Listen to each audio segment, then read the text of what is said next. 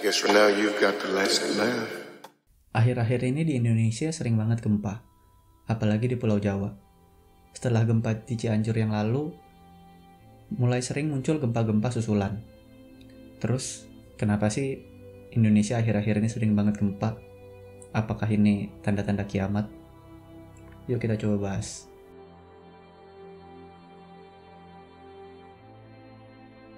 Secara geologis, Indonesia terdiri dari pertemuan 3 lempeng tektonik, yaitu Australia, Eurasia, dan Pasifik.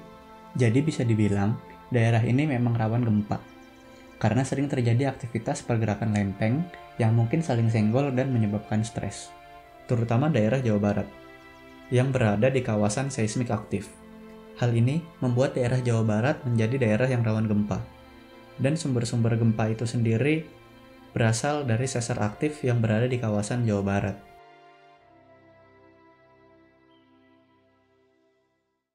Sesar sendiri adalah patahan atau celah dari lapisan kerak bumi yang merekah dan mengalami pergeseran.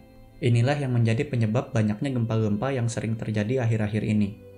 Sesar-sesar yang berada di Jawa Barat sendiri ialah Sesar Cimandiri, Garut Selatan, Lembang, Balibis, Cipamingkis, dan Padalarang.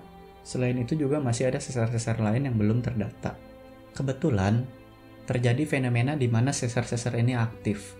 Kekuatan dan energi dari sesar-sesar ini juga berbeda-beda. Semuanya punya perhitungan dan akumulasinya sendiri-sendiri. Kedalamannya pun tentu saja berbeda-beda.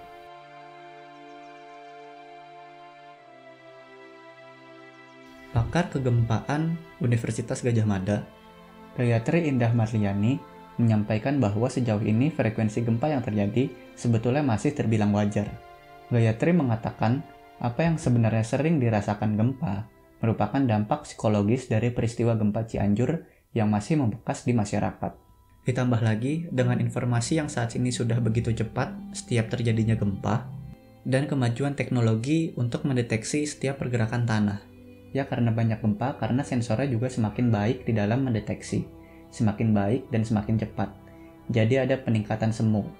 Dalam artian, itu karena kemampuan atau kapabilitas kita di dalam mendeteksi kejadian gempa meningkat.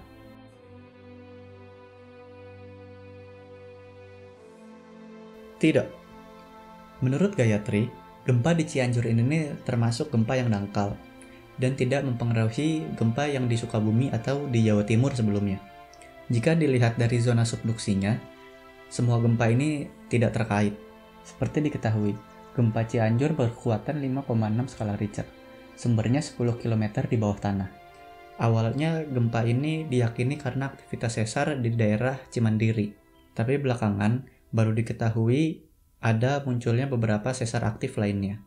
Yang baru diketahui sejauh ini ada 6 sesar aktif di daerah Jawa Barat, yaitu Sesar Cimandiri 100 km memujur dari Teluk Pelabuhan Ratu sampai Padalarang, Sesar Lembang 30 km di utara kota Bandung, dan Sesar Baribis 100 km dari Kabupaten Purwakarta sampai perbukitan Baribis, Kabupaten Majalengka.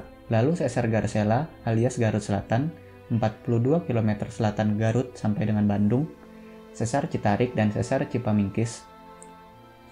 Aktivitas dari sesar-sesar di provinsi paling padat se-Indonesia berpotensi memicu gempa besar.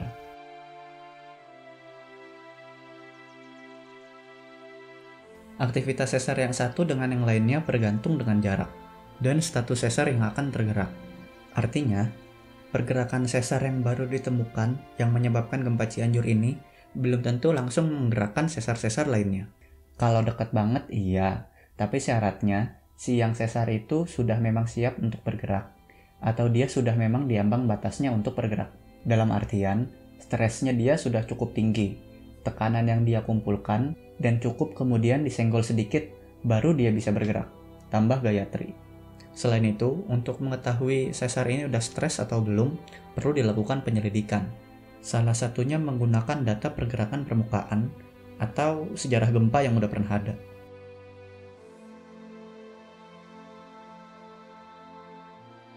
Gempa Cianjur ini masih membekas. Bukan cuma orang-orang Cianjur doang yang ngerasain, tapi beberapa kota di sekitarnya juga ngerasain gempa dari gempa Cianjur ini. Peristiwa ini sebenarnya ngingetin kita warga Indonesia, kalau kita tuh sebenarnya tinggal berdampingan sama gempa yang bisa datang kapan aja sewaktu-waktu. Mungkin lagi tidur, mungkin lagi masak. Tapi menurut Gayatri, hal ini bukan berarti kita harus terus hidup dalam ketakutan 24 jam per hari. Artinya, kita harus mempersiapkan diri sebaik-baiknya. Jadi kalau sampai terjadi gempa, kita nggak kena dampaknya. Caranya, mengetahui sejauh mana gempa berpotensi merusak rumah tinggal, memahami daerah kunjungan, dan arah melarikan diri ketika bencana alam hadir. Ada semacam pemahaman yang harus dibangun, harus membaca dan melihat peta, harus melihat posisi di mana berada untuk mempersiapkan diri. Atau saya berada di kota A ke kota B, di desa A dan desa B, artinya saya terekspos terhadap ancaman apa saja di situ, dari diri sendiri. Meski begitu, sebenarnya kita nggak pernah tahu kapan gempa bakal terjadi, kapan sesar-sesar ini bakal aktif, atau kalaupun aktif, kapan sesar ini bakal nge-trigger sesar lainnya. Yang bisa kita lakukan cuma ya bersiap jika hal seperti ini terjadi. Oke dah, segitu aja dari gua ngebahas gempa yang sekarang nih. Kalau kalian suka, kalian boleh like dan subscribe. Kalau kalian nggak suka, ya dislike aja. Kalau data gua atau omongan gua ada yang salah, ya langsung aja koreksi di bawah. Ya maaf, namanya juga so tau. Cah.